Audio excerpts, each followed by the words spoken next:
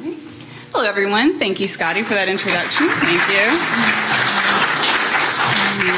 And thank everyone for joining us today and braving the elements to get here, much like travelers of the old Federal Road would have had to do.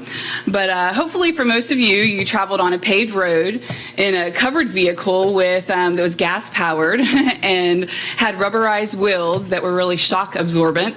Unfortunately, many of our early travelers of the road were not so fortunate, and Catherine will get into that in just a few minutes. But first, I will talk a little bit about the book, and then a history of the Federal Road. And I will focus on some of the sources, or some of the early mapping of the Federal Road and how we use those historic sources to then recreate that route for modern travelers. And both Catherine and I, both of our presentations are pretty graphic heavy, and so it's easier to see this with the lights dimmed. And so does anyone have any objection to that while you're eating? If you do, if it gets too dark, just throw a hand up and we'll gladly turn the lights back on. So we're going to do that here.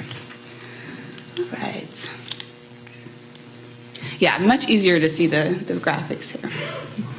All right, so the book was published by the University of Alabama Press in August of 2019.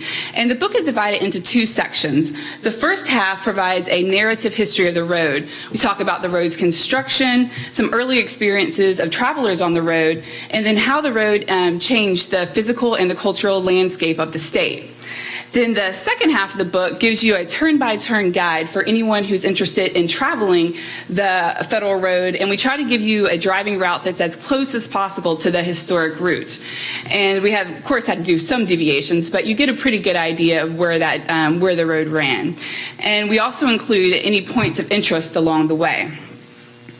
So my role in the project began over a decade ago when I was an archaeologist at USA's Center for Archaeological Studies. There I was working with Dr. Greg Wazakoff, and in 2009 we received a grant from the Department of Transportation to conduct an archaeological survey of the Federal Road. So they wanted us to find as precise location as possible of the original route and identify any historical sites that were along its path. So then the Department of Transportation could use this report to then ensure they didn't destroy any old remnants of the roadbed or any of those historic sites when they did future road construction. And so a lot of the research that we did for that grant in 2009 through 2011 was then incorporated into this later Traveler's Guide. So this map, which graces the cover of the book, is one of the 1834 survey plats showing the Federal Road. So this shows exactly where the Federal Road entered the state of Alabama. And it also shows in blue the Federal Reserve for Fort Mitchell and the Creek Indian Agency. And then the road leading here, which is conveniently labeled United States Mail Road, is our Federal Road. So the road entered the state at Fort Mitchell, which is about 10 miles south of Columbus, Georgia. So over here in this eastern section of the state. And it traveled about 70 miles west before it made a southwestern turn a little south of Montgomery. Montgomery wasn't a city at this time, and so it wasn't included in that original location of the road. And so then the road headed southwest down to Fort Stoddard, which is considered the southern terminus of the Federal Road in the state. And from there, you could either take by water or land route. You can go to Mobile, then New Orleans, and any other further points west. So the road did extend into Georgia, but for our project and for the book, we just focused on the Alabama portion of the road. Long before Alabama was a state, it was populated by diverse groups of Indians, and their extensive villages were found along the major waterways, and networks of paths connected these villages. These ancient paths were made by the natives who knew the most effective way to navigate the landscape, and they were probably in use for centuries. And so they generally followed ridge lines and they crossed creeks at their lowest points. So this 1733 map made by Baron Decrenay shows French colonial Louisiana. And this is one of the earliest maps that shows these settlements and these paths as they were situated just a few centuries after the French settled the area in the early 1700s. So we have Fort Toulouse, which is in this top right corner here. And so this is about 9 miles north of Montgomery. And then we have Mobile, where is it there? Fort Condé down here. And so then this easternmost path here that connects these two French settlements is the path that ultimately became one of the main sections of the Federal Road. And so, so then during this colonial period, a lot of these Indian paths then went on to become major trade routes between the colonial powers and the Native Americans living in this area. All right, so then after the Revolutionary War, with the colonial powers were kind of expelled from this area, the United States began exploring options for expanding its boundaries, including westernizing the Indians that were in the lands that they saw as significant to Western expansion. So in 1796, Benjamin Hawkins was appointed principal temporary agent for the Indian affairs south of the Ohio River. Imagine putting that on a business card today. And by 1801, this position was made permanent. So from the Creek Agency on the Flint River over here in Georgia, Hawkins oversaw federal Indian policy. And so he spent nearly 30 years living and traveling extensively throughout the Creek Nation. And so this map, which is based on Indian land cessions from treaties, shows the general divisions of lands among the major tribes that lived in Alabama at this time. And then this also shows all the Creek territory, which is all this in purple in both Alabama and Georgia. So this whole area was eventually relinquished by the Creeks through a series of treaties, starting in 1790 and ending in 1832. So as you can see, this whole section mainly of Alabama and Georgia was the Creek Nation. So Hawkins kept a very detailed log of his travels through the Creek territory. He recorded travel time, distance, and any other kind of features he encountered along the way. And his journal would become, is one of the earliest kind of recorded surveys that we have of the road. And so, let's see. In one of his excerpts, he describes leaving John Randon's plantation in southern Alabama and making a journey up to the Upper Creek Nation. And so this little area right here is where I'm about to zoom into on this next slide. And so this is an example of one of his sample entries in his travel log. And so Hawkins began at Mims Ferry, which was here at Fort Mims. And then if you see here, he bore north, which immediately when you leave the ferry, you do go north for a split second. But he went north for 1 hour and 20 minutes before he crossed Hollow Creek. So here's our route of the road, and so this is the road that he most likely traveled, that path. And so he went for about 1 hour and 20 minutes before he crossed Hollow Creek, which is now Holly Creek. And then he went, and the creek was flowing left, and it was about 10 feet wide. And then he continued his journey for about another hour before he crossed Turkey Creek, which was flowing left and about 15 feet wide. So you can see here, this is where Turkey Creek would have extended onto the Federal Road. And so while this log is definitely not a precise as like a measured survey, it does provide this kind of supporting evidence of the route and kind of gives us a better idea of the path before we had any American improvements on the path. All right, so in 1803, the United States bought the Louisiana Purchase, which more than doubled its size and then gave them control of New Orleans and the Mississippi River. And so as you can see on this map, Mississippi River, these tributaries go throughout the entire United States. So gaining control of this territory was really key to Western expansion. And President Jefferson at this time recognized the need to create a more reliable route of travel and communication between Washington, D.C., the capital, and New Orleans. And so the current route took you through from Washington, D.C., through the Appalachian Mountains, then down the Natchez Trace, and then you could take either by water or Indian path or footpath to New Orleans. And so this trail was about 1,500 miles long, and it took about a month to travel. And some people reported that it was so destitute of water and articles of subsistence that early mail riders had to carry their own food, horse fodder, and water. And to make matters worse, this was a really isolated route, and so it was infested with robbers. And at this time, this was an early mail path, and so the mail was definitely a target for thieves.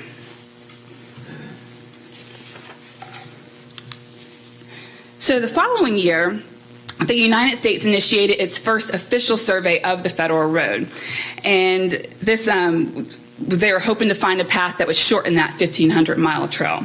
And so Isaac Briggs, who was Survey General of the Mississippi Territory, was assigned to do that first survey.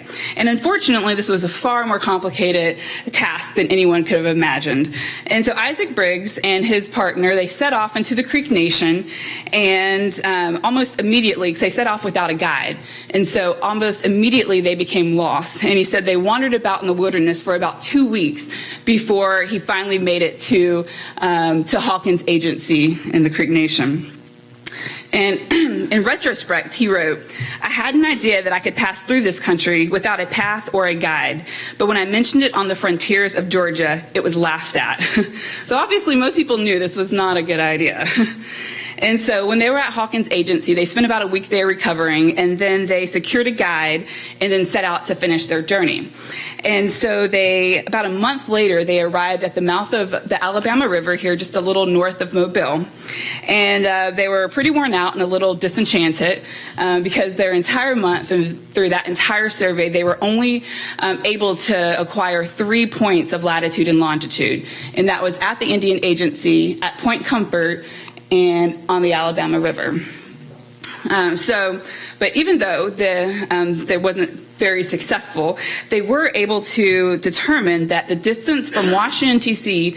to New Orleans through the Creek Nation was 979.5 miles. So this was a little more than 500 miles shorter than that Tennessee route.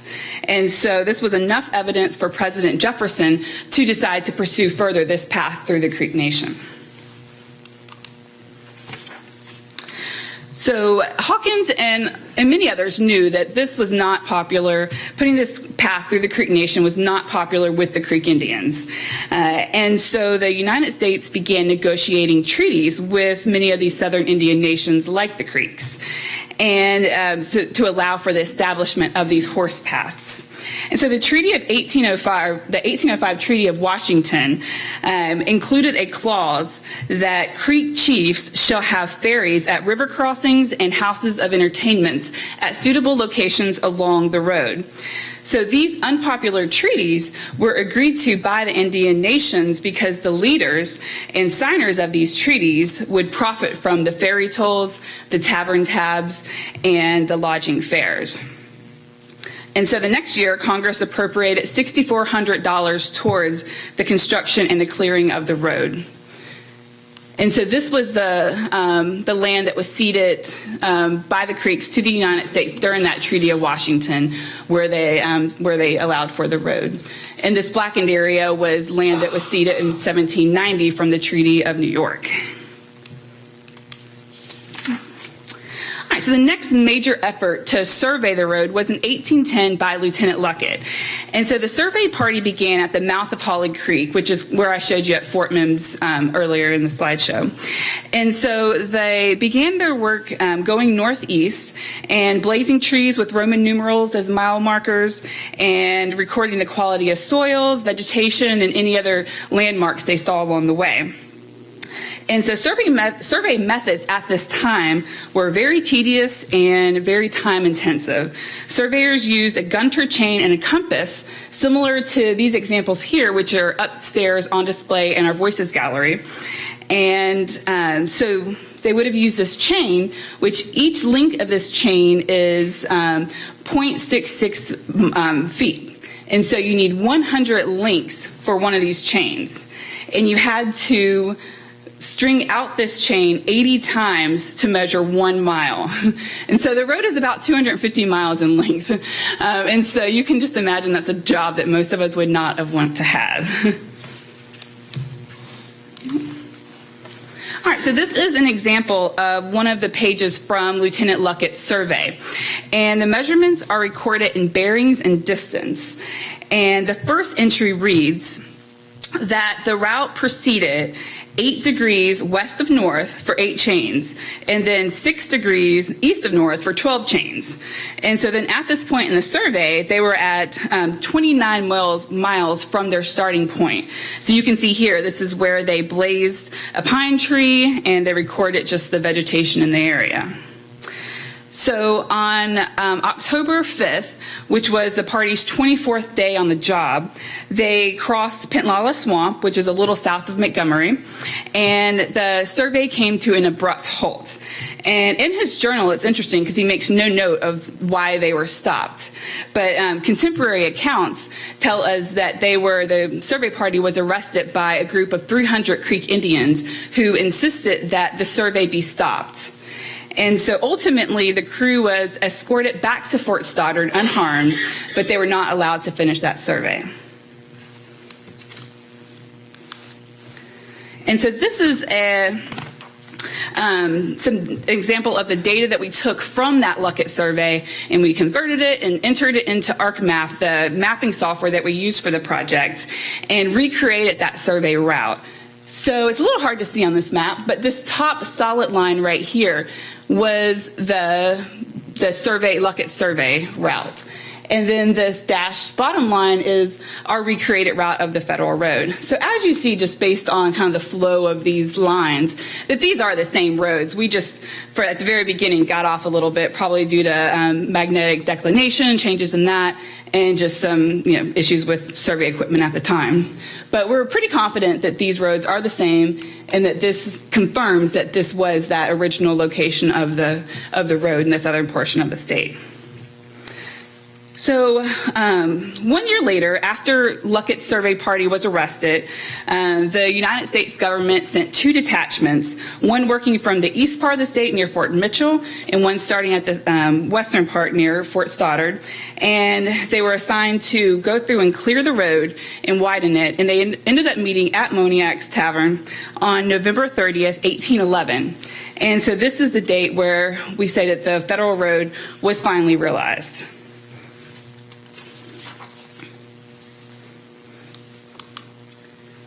All right, so the influx, once the federal road was official, the influx of travelers along the road really further instigated a civil war that was going on. Oh, sorry, let me have a drink.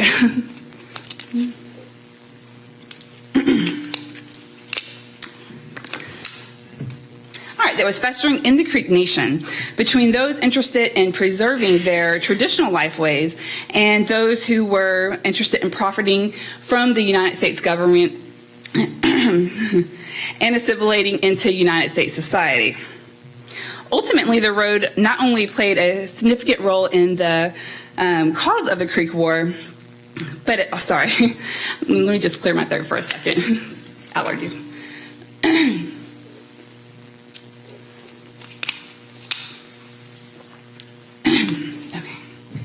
We'll get through this. Okay, so it not only was one of the causes of the Creek War, but it also served as a conduit for the not only the Creeks, but the United States forces to go in and have several attacks on the nation.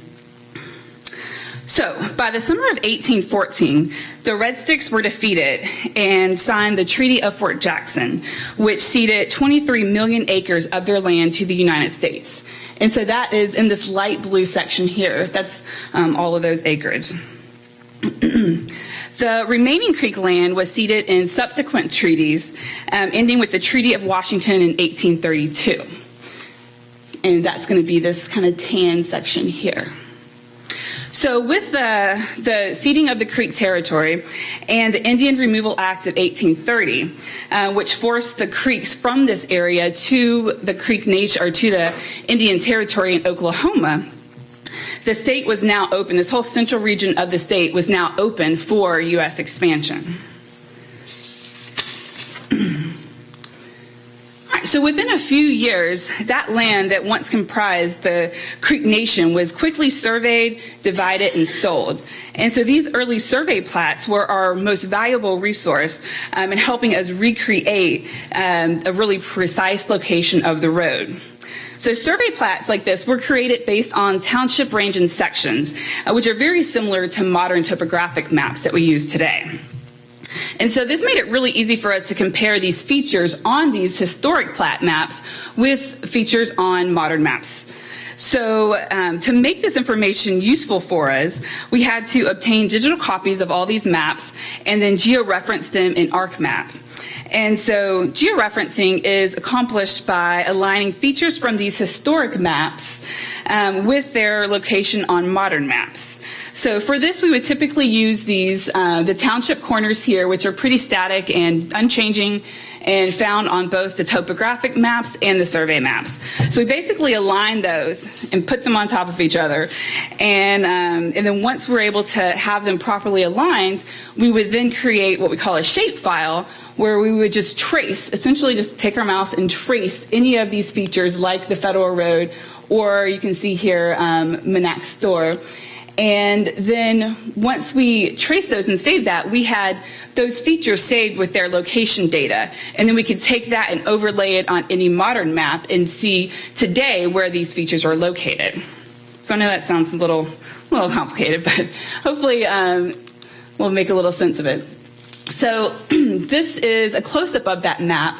So some of these plat maps are really helpful because they showed the road, which was generally labeled Federal Road, and they would show any important things like Monac Store here.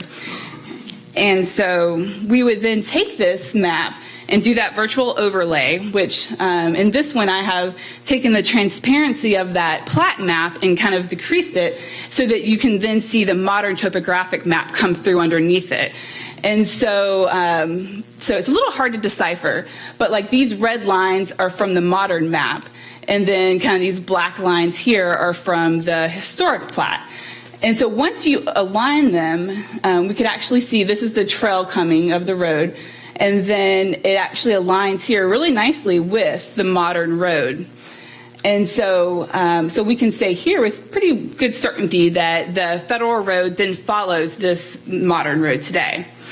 And if you see here especially, I think there's a close-up here, yeah. Here, like where the section lines align, you can see that the roads align very nicely, almost perfectly, but then they kind of deviate outside the section. And this is pretty common because when they did these surveys, they surveyed those section lines and not necessarily everything in the middle. So they just basically would kind of connect the dots at the section lines. So we found that they were usually most accurate at these section lines. And so here we also see we have Monac Store, and you have this circle here which indicates where his store was. And unfortunate for us, the store is located directly on this black dot on the modern map, which indicates a modern house. And so I'll talk a little bit about that in just a few moments. All right. So once we did that georeferencing on all the survey plats, any historic map that we found, we took all that data and created what we thought was the most accurate route we found from these historic sources. And then we went to ground truthing this route, and so we met with people, very generous people from 10 counties across the state, and they were able to then show us where they knew of the road, segments of the road, because a lot of these people, they grew up on the road, they had segments of the road in their backyard, and so these people knew way more about the location of the road than we would probably ever know. And so luckily they gave us their time and their resources, and were able to share with us those locations. So we went out and we would take our GPS and we would record the locations of any of these segments of road or historic sites, and then take that data back and compare it with our mapped route and make adjustments as needed. So through the use of all those sources including all these people, we were able to eventually, after 2 years of research and mapping, driving, we were able to create our best estimate of the road, which also included its current condition to be used for the future construction of road by the Department of Transportation. So, we broke it down by whether it was paved, accessible, dirt. We broke it down. And so then we used this route that we identified to then create a driving route, which is found in the book. All right, and so in addition to the driving route in the book, we also created a website called oldfederalroad.info. And on our website, we have some links to other resources, and we also have a link to this map here, so you can virtually go through the federal road and do your own tour. And for the sake of time, I'm not going to go through it right now, but if you need that link, it is in the book, and you can always just ask us for it later as well. And many of the sources that we use to recreate this route are found here at the archives. And so, and they are accessible to the public. And so if you are interested in doing any research on your own, you can just go right out the doors, turn left, and there's the research room. And it is open it's not open on Monday. It is open Tuesday through Saturday from 8:30 to 4:30. And they have, in addition to having millions of resources, they also have access to some of these databases, which are usually paid subscriptions. So take some time, visit it. I would like to say they aren't paying me to say that, but technically I guess they are paying me to say that. Okay, well, I'm going to move on and talk just really briefly about excavations at Sam Moniak's place. And this was Greg Wazakoff was going to talk about this today, but unfortunately he was unable to join us, so I'm just going to do a quick recap of what he would have said. So Sam Moniak was mixed Creek and European descent. He was brother-in-law to William Weatherford, and he was relatively wealthy and prominent among the Creeks and influential in American society as well. And he owned a plantation on the Alabama River and in Montgomery County near the present-day town of Monac. And he was one of the Creek leaders who profited from having a house of entertainment on the Old Federal Road. So this really put him at odds with the Red Sticks, who were a faction of the Creek Nation who were interested in retaining their traditional lifeways. And they were really discontent with the United States presence in their lands. So the exact date he built this tavern isn't known. It was likely around 1809, and because this was the first time that it was referenced by Benjamin Hawkins. And so it was in operation for only a short time, probably till around June 1813. And so we believe that this is when this was the end of its first occupation, because Moniak reported that he went to my house on the road and found some Indians camped near it, who I tried to avoid but could not. An Indian came to me who goes by the name of High Head Jim. He shook hands with me and immediately began to tremble and jerk in every part of his frame. The very calves of his legs would be convulsed. High Head Jim was part of the Red Sticks, and he believed that he could identify any non-believers like Sam Moniak by just touching them. And so within days of this encounter, the Red Sticks burnt down Sam Moniak's house on the Alabama River and on the Federal Road.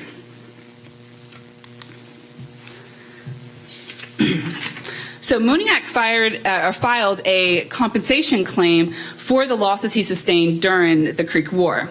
And so most of the claim refers to his house on the Alabama River, but he did include a request for his house on the Federal Road, which he valued at only $30.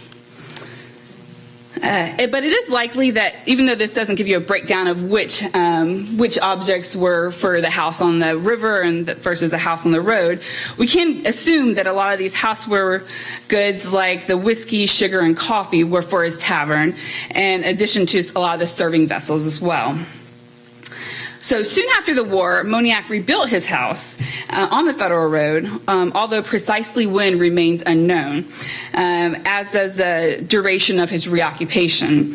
By the late 1818, postal records identify an Armstrong as being the postmaster at this location, so we know he was gone by then. And we know for certain he was gone by 1819, which was a time when a lot of death threats were coming to Creeks who were living on ceded lands, and this prompted the state militia to then come and escort those Creeks into the Creek Nation. So in May 2011, the University of South Alabama conducted archaeological investigations at Moniac's Tavern on the Federal Road. So this was also in conjunction with Penlala Historical Association, who provided funding and support for that as well. And so, unfortunately, as I showed you on that map earlier, the location of Sam Moniac's Tavern is directly where a modern house is today. And so a lot of the features that were associated with that structure were likely destroyed by the modern house construction. And additionally, we saw a lot of erosion due from agricultural activities, and this likely displaced those artifacts that would have been associated with the house even more. But despite these setbacks, we did place 4 test units in the vicinity of the tavern, and so we have 1 in the front yard and then 3 in the back.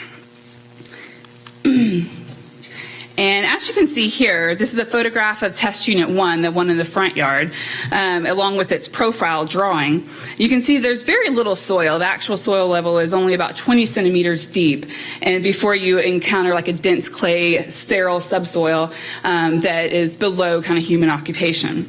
And so because of this, we just didn't get a lot of artifacts.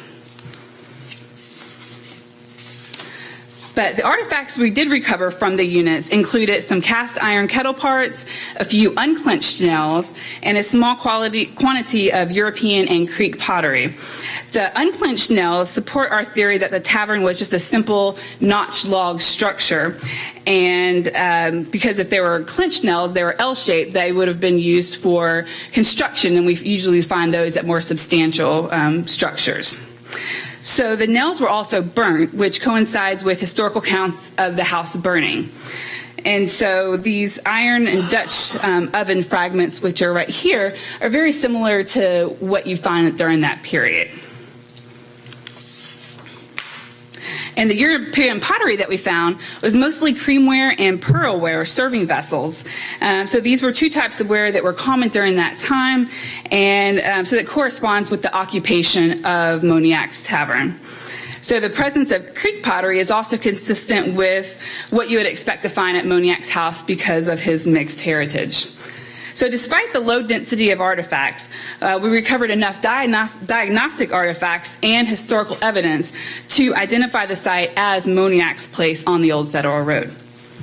And this was just, side note, really neat. One of the pieces of pottery that we found actually had a thumbprint or fingerprint in it, which is always fun when you find this out in the field. So Sam Moniac was one of the thousands of Creek Indians that was removed from their land during Indian removal in the 1830s. His non-traditional beliefs and desire to accumulate wealth really put him at odds with the faction of the Creek Nation that ultimately retaliated against him and set fire to his possessions. Sadly, the community in which he sought prominence and acceptance then turned their backs on him 2 decades later. So Sam Moniac died on the Creek Trail of Tears near Pass Christian, Mississippi in 1836, one of the estimated 3,500 Creeks who died during their forced relocation west. And so on that really somber note, I'm going to turn this over to Catherine.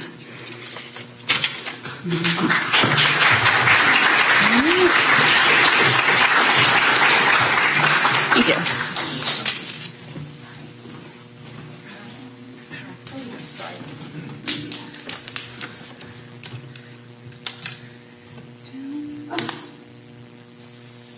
Technical assistance.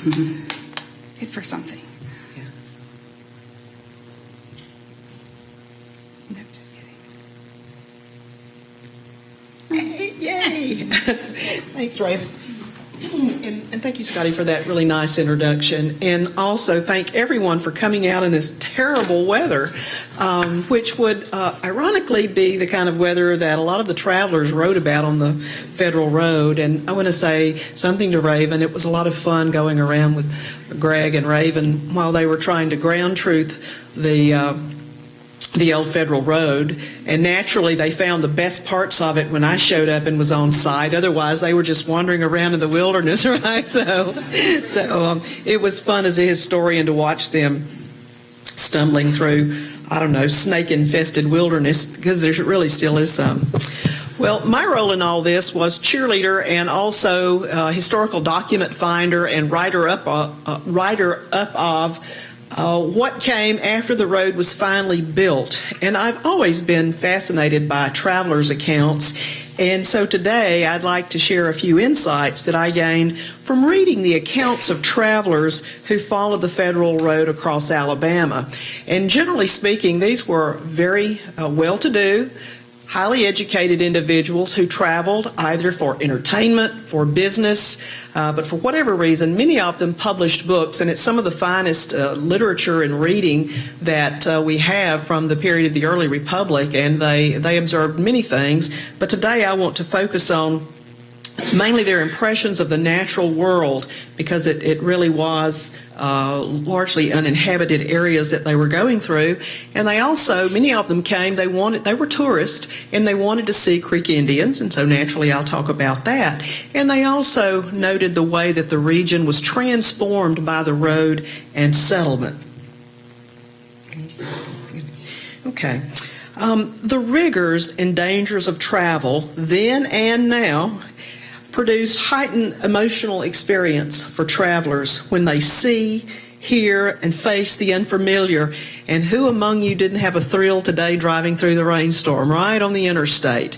You can kind of project that back 100-fold. So in the 19th century, as travelers made their way through the unfamiliar landscape along the Federal Road, they were awed and sometimes frightened out of their wits by storms, perils, and difficulty along what one of them dubbed the very worst road. Now, travelers came this way in search of the picturesque. They were tourists. They wanted to see something nice. And by picturesque, they meant something that was visually attractive to inspire admiration and wonder. They wanted to see, feel, experience the wonder and beauty of what they considered an untamed wilderness inhabited by exotic people, our Creek Indians. These sensory experiences, what they saw and heard as they traversed the southern landscape, did have a profound emotional impact on travelers. The power of violent and unpredictable storms, the hazards of night travel, the rugged terrain, encounters with people who were at ease in these settings, both frightened and fascinated visitors. Many travelers found the region enchanting and beautiful, and they saw things that very few of us see today. Night travel brought out moving lights, we call them fireflies, that delighted with their beauty. Some travelers marveled at tassels of black butterflies hanging from blooming sourwood. Travelers reported their ears were stunned with frog concerts or the crash of near thunder. As one traveler and his fellow passengers walked along the night forest, he was an Englishman, and he wrote that, and I'm going to quote a lot, nothing could be more beautiful than the scene presented by the forest. The glare of our torches as we continued slowly advancing amid the darkness, the fires of Indian encampments seen at a distance through the trees, and the wild figures by which they were surrounded, the multitude of fireflies which flickered everywhere among the foliage, formed a combination of objects which more than compensated in picturesque beauty for all the difficulties we had yet encountered. Naturally, I probably shouldn't say that, but naturally it seems that the women travelers most frequently noted native wildflowers. During her 1830 spring ride to Montgomery, Anne Royal reported, "The whole southern country is but one garden of flowers." Let me repeat that. The whole southern country is one garden of flowers. Harriet Martineau, writing in 1835, and yes, she pretty much dressed like that, traveling on a stagecoach, found the woods superb in their spring beauty, especially the honeysuckle hanging from trees, which she declared was the grandest flower of all. Now, counterposed with such scenes of natural beauty were not infrequent scenes of natural devastation. In 1820, near what's Blakely, Adam Hodgson encountered evidence of a tornado or a hurricane. He wrote that it was one of the most sublimely dreadful spectacles I ever beheld. And these are world travelers, by the way. Thousands of large pine trees lay torn and shattered on each other for nearly 12 miles. So this vast wilderness with these incredibly powerful storms and so forth frequently left travelers forlorn with an almost overwhelming feeling of isolation. In 1820, the Liverpool merchant Adam Hodgson traversed what he called a solitary pine barren on a high ridge in the southern stretch of the road, i.e. down I-65 way. He wrote that when he spotted, and get this mental picture now, he spotted a finger post of wood fastened to a tree and pointing down a grass path on which was written 2 Pensacola. And he said he suddenly felt more lonely and more distant from home at that moment than at any time since I lost sight of my native shore. And you can imagine that overwhelming feeling of just being nowhere with no one around. Even as late as 1839, travelers might proceed for miles without seeing a human being, a fence, or a foot of cleared ground, nor anything to indicate the presence of humans. We felt, wrote the Englishman James Buckingham, the solitude of the woods in all its fullness.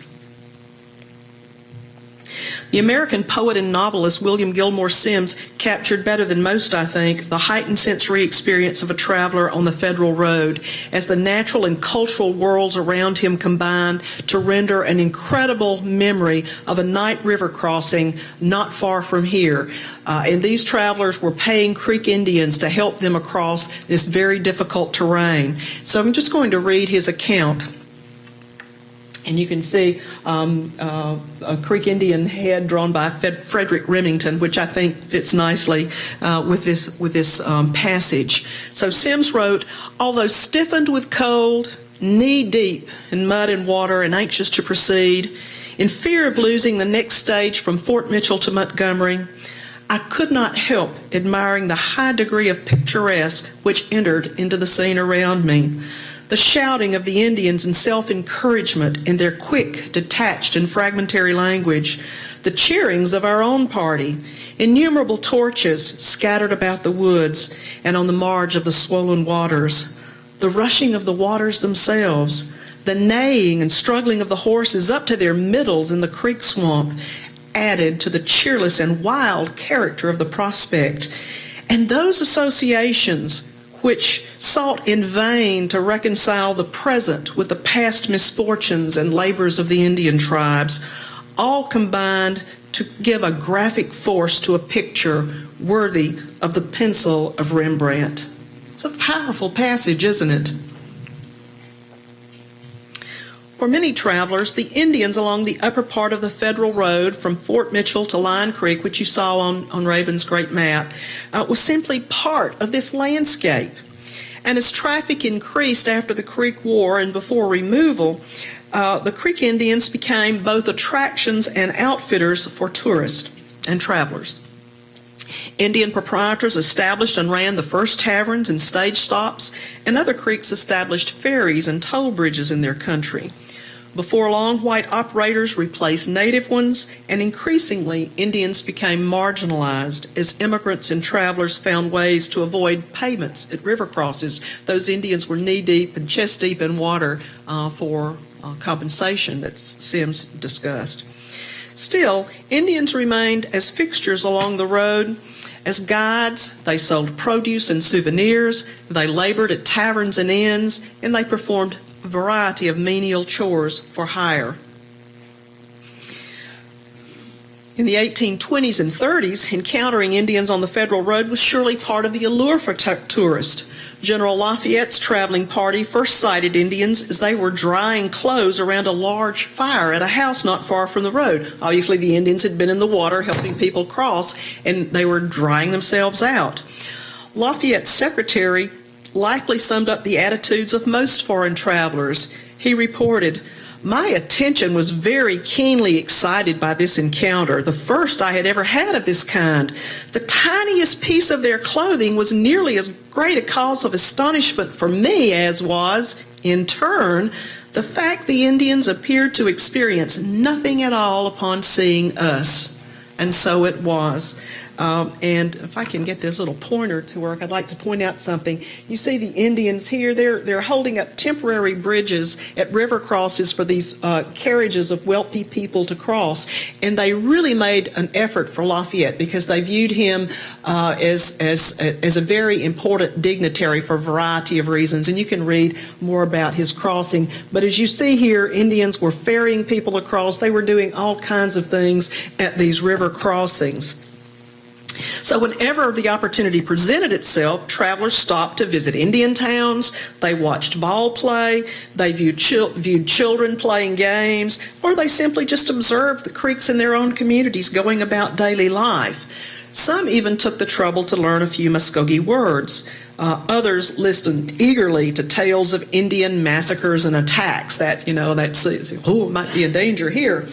And some, like Basil Hall, an Englishman, took time to draw them. And this is one of the very important works that we have now detailing this log house that the Indians were living in by the 1820s and 30s. And many travelers, those with an artistic bent, left us portraits of these Indians. And here you see George Lovett's daughter-in-law. These were people at one of these taverns. And note, this Indian is reading. This is a Choctaw camp, but the Creeks made things like that. So now the road between what's now modern Columbus and Montgomery was strewn with Indian camps, according to one traveler, in the cooler months when the Creek men and women came down to the road to sell corn and venison, as well as lighter wood, y'all all know what that is, right, to travelers for their torches, and also corn leaves, which served for fodder for horses. There is no hay, so that's what the horses had to eat. Women also fashioned beaded moccasins and finger-woven bandolier bags to sell to tourists, and Creek women tended to travelers' needs at inns and taverns as cooks, waitresses, and maids. Now, the temporary structures and camps that Indians established along the road did not impress visitors. The Irish actor Tyrone Power, what else would an Irish actor be named, wrote that he found their condition wretched in the extreme. Most of the families were living in wigwams built of bark or green boughs of the frailest and least comfortable construction, not an article of furniture except a kettle. And that's a pretty apt description. But these were really more accurately described by another traveler as the traditional kind of shelters Indians had always built at winter hunting camps, but now they were building these near the Federal Road to access the market created by traveling Americans and Europeans. And in fact, they even acquire a name. They're called road Indians. They're these Indians who come down to the road. Now, most communication between travelers and Creeks involved either sign language or pantomime, although a fair share of Creeks did speak English. As the famous songwriter John Howard Payne searched for a branch road to Tuckabashie in 1835, and you might remember that the Federal Road went here, but there was a little branch off to the Creek town of Tuckabashie, and so he was trying to get to Tuckabashie, and he took that, and he encountered two Creek women, and he asked them how far he and his companions were from the town. And he wrote that the women half covered a finger to indicate that it was half a mile further. So, they understand what people are asking. And smiling, these women added, "Sneezer, much," meaning that we should find lots of our brethren, the sneezers, in Takibachi. They were all assembling for a ball play, and I don't have to explain to you that sneezer is a pejorative term that the Creeks were calling these visitors. In any case, that little vignette from Payne shows you the degree of communications that were available as both sides were learning a few Creek words, and the Creeks were understanding English pretty well, at least some of them. This is another one of Basil Hall's drawings. Now, some Creeks, like a young man named Hamley, who actually invited General Lafayette's traveling party into his home, spoke very good English. Hamley had been educated in the States, in Georgia. He lived in a well-furnished and hospitable house and entertained the traveling Frenchman by playing Indian tunes on his violin. The General Secretary thought the house where Hamley lived with his 2 wives, he was rich enough to have 2 wives, which was okay under Creek custom, wrote that he thought this indicated the presence of a half-civilized man. Well, that's, faint praise for sure. Today, we would consider Hamley a prime example of a Creek man who was, like many of his fellow Creeks, creatively adapting to changing times. The French writer added that the young man had a remarkable stature and beauty. He dressed in the latest Creek fashion. He wore a fringed coat, sported a bandolier bag with little beads of 1,000 colors, and wore a turban fashioned from a brightly colored shawl, which he elegantly wrapped around his head. His house and living arrangements and his costume represented an interesting admixture of traditional Creek values and new adaptations to American culture. Like all Creeks who operated taverns and inns, or had increasingly plantations themselves, and lived in proximity to the road, he was familiar with American and European cultural practices and outlooks.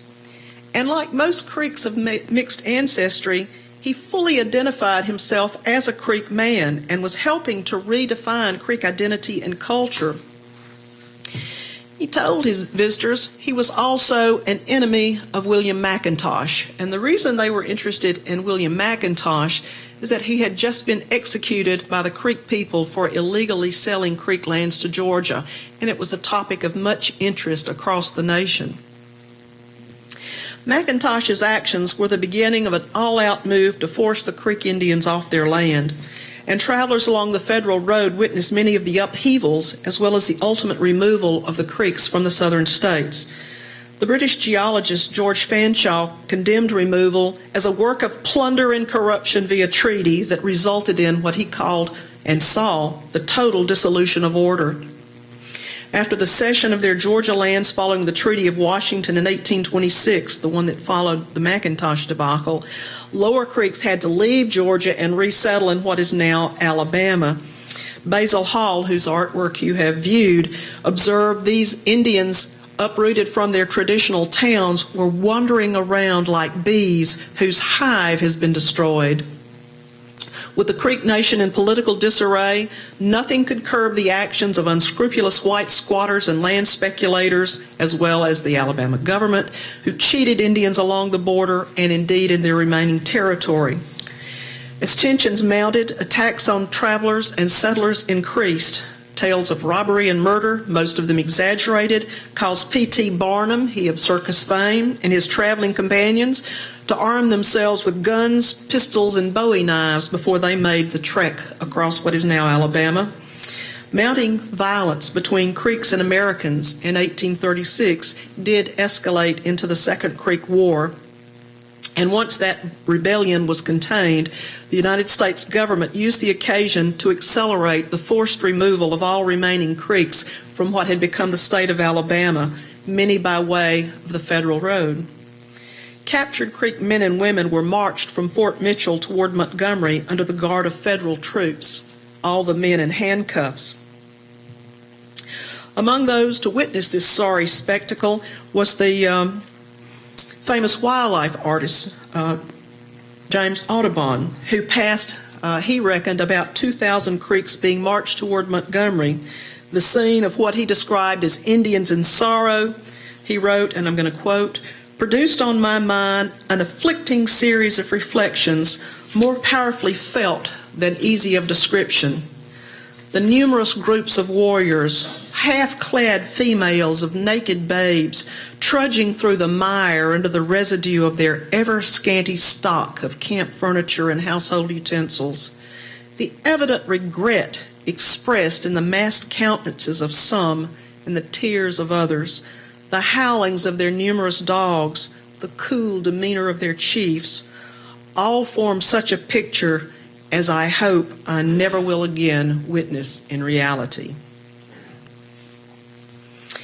And so the Federal Road was really a conduit that enabled both migration and deportation on a massive scale. The unfortunate reality was simply this. By the mid-1830s, settlers and the enslaved had replaced the indigenous population of the region. Cultural reordering had begun immediately following the Treaty of Fort Jackson, which ended the Creek War in 1813 or 1814. The rich soils of the Black Belt and the river bottomlands of the Creek Indians acted as magnets for those afflicted with Alabama fever. And by the mid-1830s, travelers could see cotton bales, and you notice Moniac had quite a bit of cotton as well that he lost, loaded onto steamboats at Montgomery and Claiborne and a fine range of warehouses at Blakely. As travelers peered from carriages that once passed through the seemingly endless forest, they now saw extensive fields of the richest soil, perfectly cleared of all timber. They also witnessed incredible environmental degradation as the rivers ran red with clay runoff. They also could see, I discussed this in the book as well, enslaved people working on the side of the road in often horrific conditions. And so it was, by the power of a road, the Federal Road, this region had been transformed from multicultural Creek country to biracial Alabama, a slave society based on cotton agriculture. For Creek Indians, who had opposed the building of the road through their territory from the beginning, it truly had been a road that led to destruction. Thank you.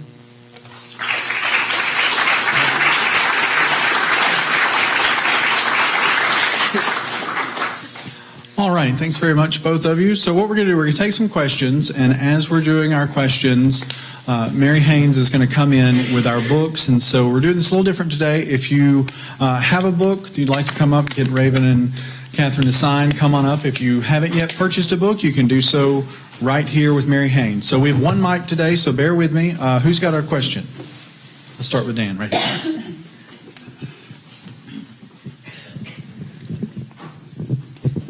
I appreciate your presentation today. I just had a question about slavery. Were any of the Creeks enslaved? Yes, there were Creeks who were enslaved, particularly as they in removal. And there were also Creeks who held people in slavery. Most of the enslaved were African American or of African Creek descent. There were also plenty of Creeks of Creek African descent who were removed. But yes, it particularly. The evidence is very skimpy, so we have to take a little bit here and there and pull it out. But for instance, if you were a Creek woman married to an African American man who got held back by an unscrupulous Alabamian, then you had a choice to leave your husband or stay as an enslaved person too, and that's what happened. And so a lot of African Americans in Alabama do have Creek ancestry, and it dates back to this time. And just as an aside, it's very interesting to see two of my former classmates here, Dan and Steve, and I thank you both for coming. War Eagle. Yeah. I have a question. How long did it take for the Federal Road to be completed? And how much material was spent of making the Federal Road? Well, I guess the initial survey was in 1805, and so, I guess actually Briggs in 1804, and they consider it complete in November of 1811. So, It's kind of choppy. but yeah, it's hard to say because, I mean, during the Creek War and the War of 1812, the road was then widened even more to accommodate the movement of troops. So there was constant transformation of the road. And so, decade or so, it's hard to put a specific number on it. And it's hard to find a number. We know that original 6,400 was allotted to start the construction of the road, but over time there was definitely money that was still inserted into the widening and improving the road. And I don't know of a solid number for that. No, I don't either. And the troubling thing was that after the Creek War, federal involvement in the road, even though we continue to call it the Federal Road, fell off. And so although they did hire people, they hired Indians like to pick up sticks and logs and things like that. But by the 1830s and so forth, it became the responsibility of the state, who left it to the people whose property was near the road. And so travelers also noted that some people would go out and have their enslaved people clearing the road and doing it, but others didn't, because they had one thing in mind: make a profit, make cotton, use up the land, and then move west. And they weren't invested in any kind of internal improvement movement or anything. And so that's one of the reasons why it really was the very worst road. There was no systematic and long-term upkeep. And as Raven's map showed, to a degree, there were lots of branches here and there, particularly as settlements were made. The road shifted back and forth. There'd be branches, and parts of it would fall into disuse. Yes. How does the timing of the Three-Notch Road correspond to the federal road?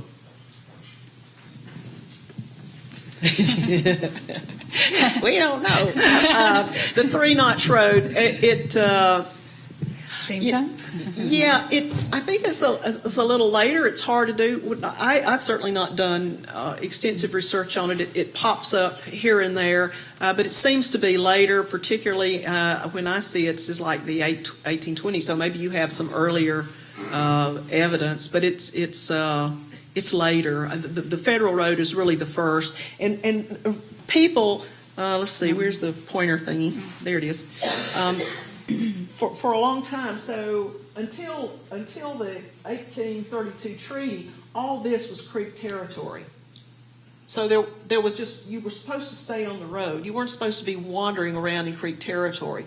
And so this is the main transportation corridor. And then with the establishment of Montgomery, which is over here somewhere, until steamboat travel was established, then you had to go down that long, lonely stretch of the road to get to Fort Stoddard and then head to New Orleans. And that's where people were going. So most of these people are they're trying to get to New Orleans quickly, and it's only later that those roads come up, late 20s, early 30s. Using Mr. Moniak as an example, like it didn't matter if you had businesses or land or anything during creek removal. I mean, did they just round up everybody and you lost everything and moved you out? Or were there any people that made it through, like, a businessman or a... You want me to do You're that? the Creek expert. Creek removal was not just this one event that happens after the 1836 war.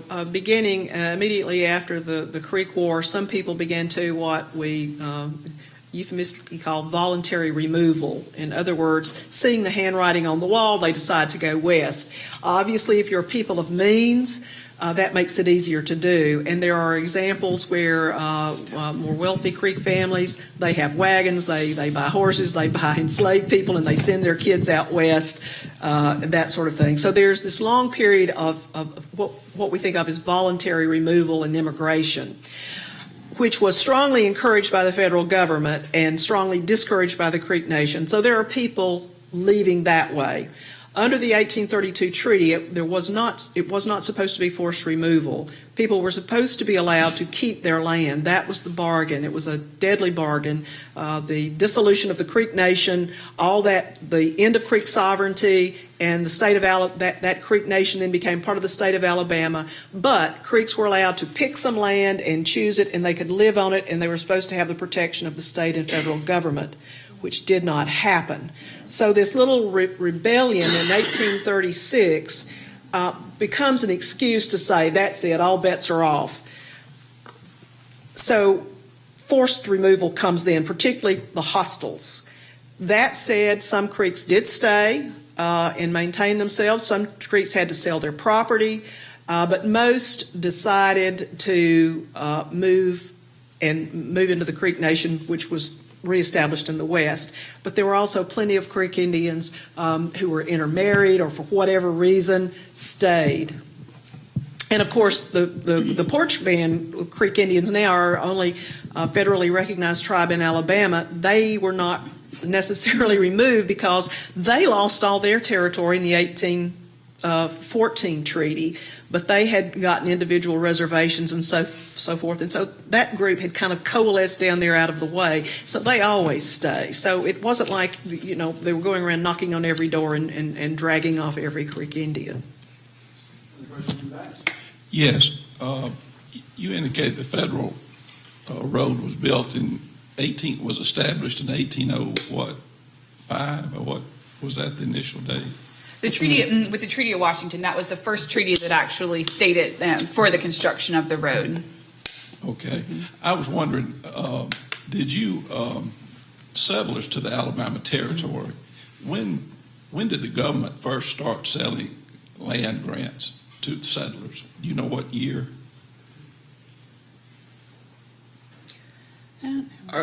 If you're asking when in the state of Alabama, Yeah.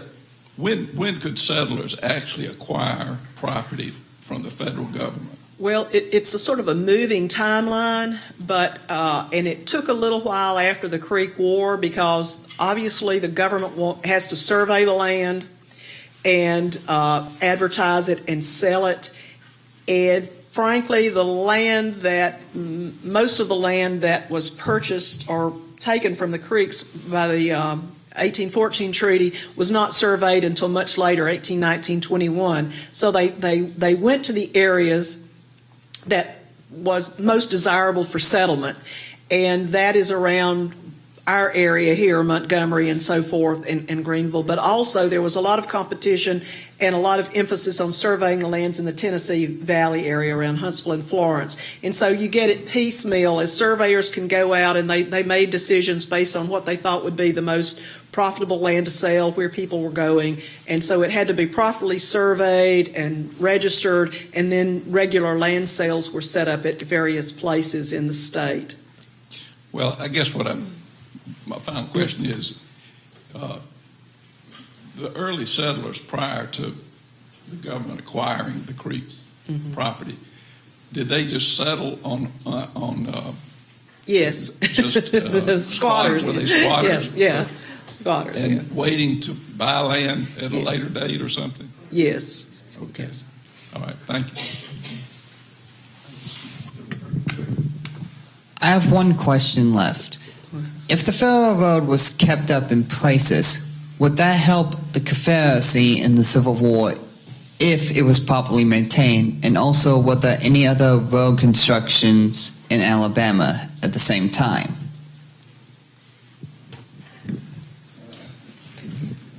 I believe that is the first time anyone's ever asked me about the Civil War in connection with the Federal Road, which it was no longer federal by then, and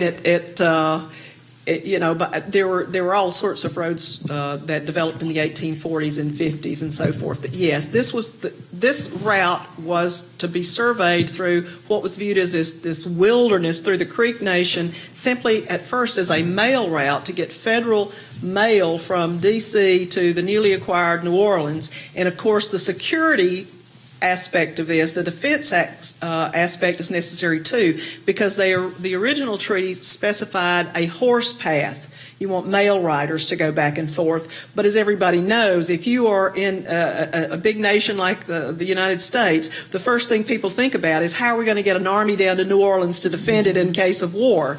And 1812 is is on the horizon. Problems with the English or the British are on the horizon. And so pretty soon, the military takes the lead in widening it to make it suitable for wagons, so you can move troops and supplies and get them to the Gulf Coast if necessary overland. And then obviously with that federal effort to move mail and potentially troops, people start coming and traveling and so forth. So there are many roads after 1836. How about another round of applause for Catherine Braun and Raven Christopher?